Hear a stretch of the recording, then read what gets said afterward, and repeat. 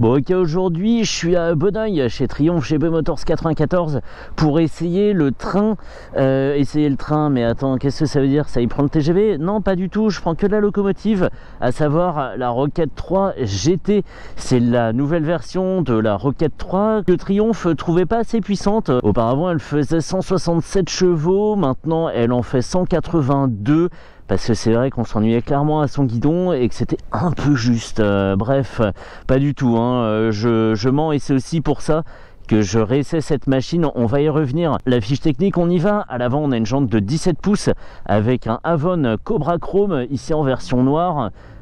Chrome, noir. Bon bref, il fait 150 de large, c'est la dimension d'un pneu arrière de 500 cm3 hein, normalement. Et cette année, on a gagné des étriers Brembo M50 Stylema 4 pistons sur deux disques de 320 mm de diamètre. Ils sont en position radiale, montés sur une fourche inversée. On a toujours 18 litres d'essence, on a une selle à 780 mm de haut, elle est accessible à tous les gabarits. C'est le poids de la machine qui la rend peut-être inabordable, puisqu'à sec, hein, elle fait 294 kg.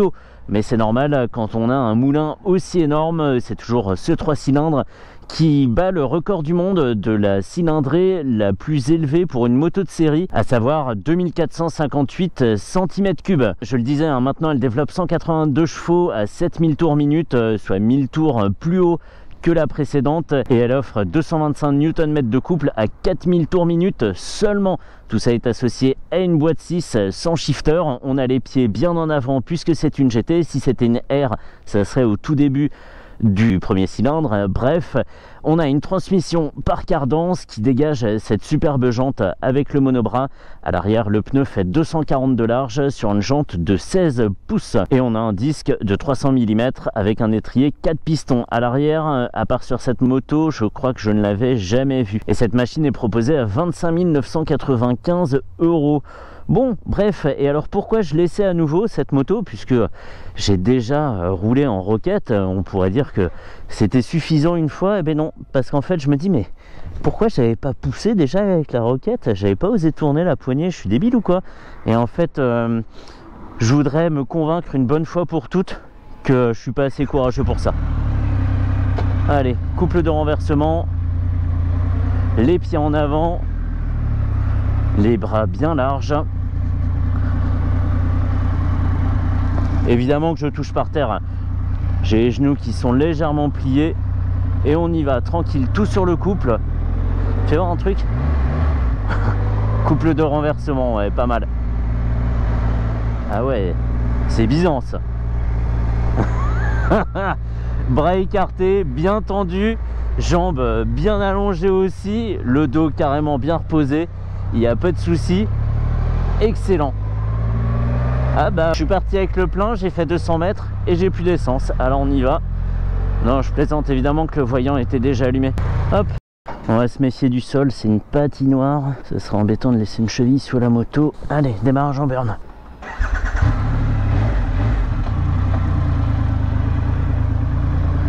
Allez, tranquille, refais ton petit calcul d'autonomie là.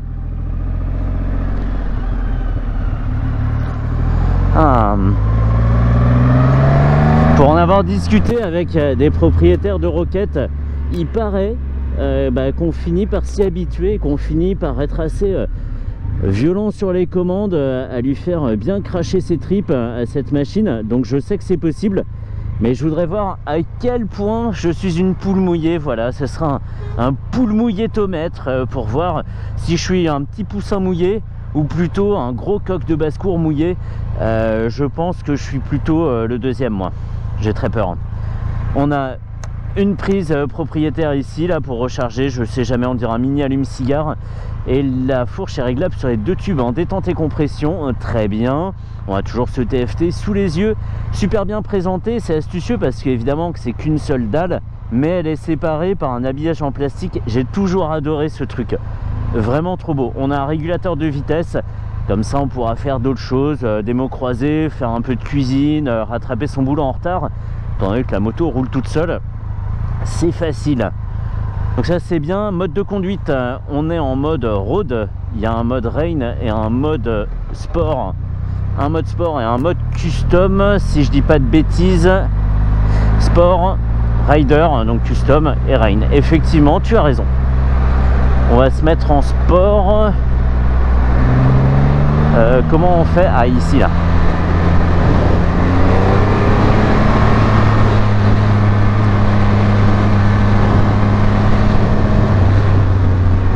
Ok. Là, je suis en mode sport. Ok, je suis bien en mode sport. Putain, c'est impressionnant. Hein. Surtout le contraste entre les performances qui sont, mais je peux pas dire camionnesques, parce qu'un camion ça se bouge pas aussi bien les fesses. Les performances sont presque sportives, très coupleuses évidemment, hein, c'est du couple infini cette machine.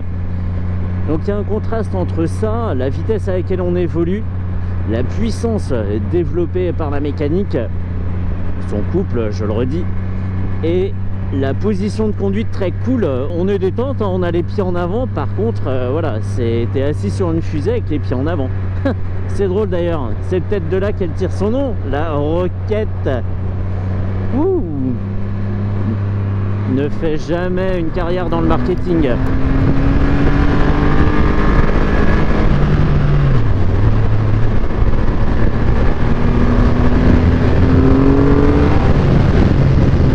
Je sais même pas en quelle vitesse je suis, c'est grotesque. Je suis qu'en 3e, j'ai déjà perdu mon permis. Ouah. Gros frein moteur évidemment.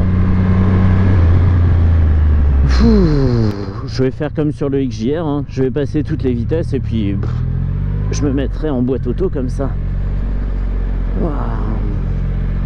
On sent un train avant un peu débordé des fois sur l'angle, sur route chaotique. Quand on a un petit peu de gaz, il a tendance à avoir du mal un peu à se placer. Et en plus, la moto sous-vire, elle est un peu esclave de son couple. Allez, on est tranquille. C'est drôle parce que dès qu'on met le moindre petit coup de gaz, la roue arrière veut passer à l'avant et la moto se replie comme ça vers le haut. C'est assez drôle à sentir. On voit très bien d'où vient la puissance, hein. Là il n'y a pas de doute, ça pousse, ça pousse. Si elle pouvait passer devant, elle le ferait. Oh, le débris qu'il y avait. Waouh, morceau de carlingue. Je veux bien aller vite, mais il faut que ça soit plus dégagé. Et puis il faut que j'ai plus confiance dans les freins. Même s'ils ont un mordant digne d'une sportive, ça n'a pas de problème. Eux pour le coup, ils sont pas débordés par le gabarit de la machine, contrairement à moi, légèrement. J'ai pas peur de le dire. Donc oui, je le dis là tout de suite pour mon futur moi qui essaiera la prochaine version à 200 chevaux, que c'est une machine où je peux pas ouvrir en grand, c'est pas possible. C'est pas possible. Bon, futur moi, si tu veux essayer la version à 200 chevaux, tu peux, hein, y a pas de problème. Mais t'imagines pas que tu vas faire des folies avec, quoi. Voilà. Allez, revenons à nos moutons. Il y a une petite chauffe qui s'installe le long de mon mollet. Et j'aurai du mal à y échapper étant donné que je suis quasiment en bord de cale-pied. Là pour l'instant c'est un petit chauffage d'appoint, c'est tranquille. C'est le soufflant de la salle de bain. On est bien, c'est pas la grosse brûlure au 4e degré. Ça existe 4 degrés pour la brûlure? Ah je sais pas, c'est déjà pas mal, hein, genre 2e degré c'est beaucoup. Hein. Mais bon, pour l'instant c'est tiédasse, c'est tranquille. On est bien. Et l'amortissement, c'est ce qui m'avait étonné, je crois, sur la précédente. C'est qu'on a une machine qui ne s'écrase pas sur les creux de la route. C'est super bien suspendu.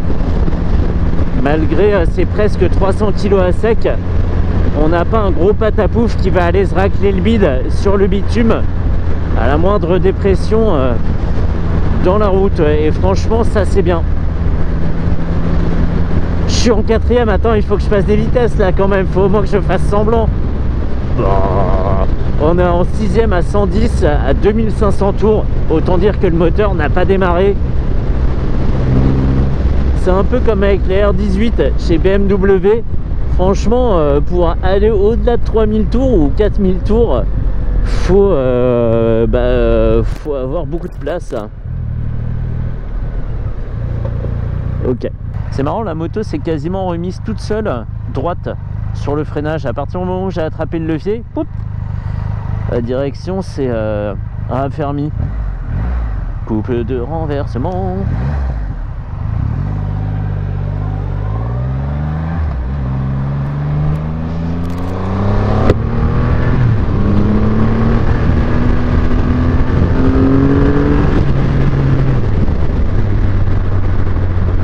Bonjour monsieur, c'est la dépanneuse, c'est vous qui êtes en panne? Très bien, accrochez-vous derrière moi. J'ai ma boule d'attelage.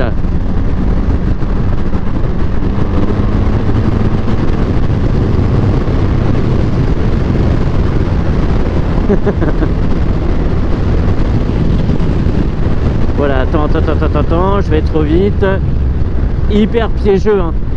Comme la moto nécessite aucun effort de la part du conducteur et de la part de sa mécanique pour avancer à bon train, locomotive, tu l'as, et ben on se fait vite piéger par la vitesse. Il n'y a aucun indice qui laisse penser que la machine peine à se déplacer.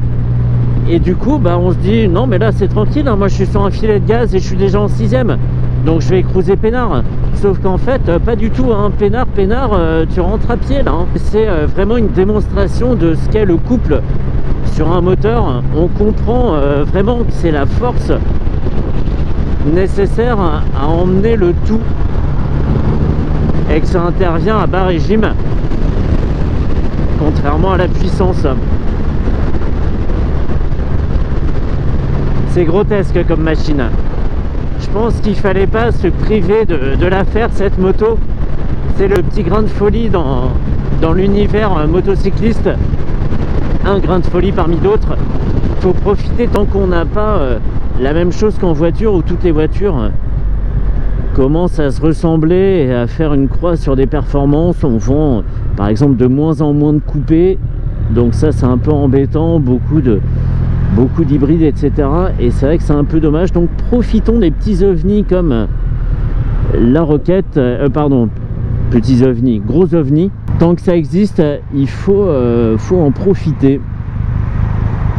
Bon bah voilà, on va pouvoir en rester là pour cette Roquette 3 GT qui effectivement était un peu asthmatique précédemment. Et là, le fait d'avoir gagné 15 chevaux, ça la transforme, quoi. C'est dingue. Non, pas du tout. Je serais incapable de faire la différence entre les deux.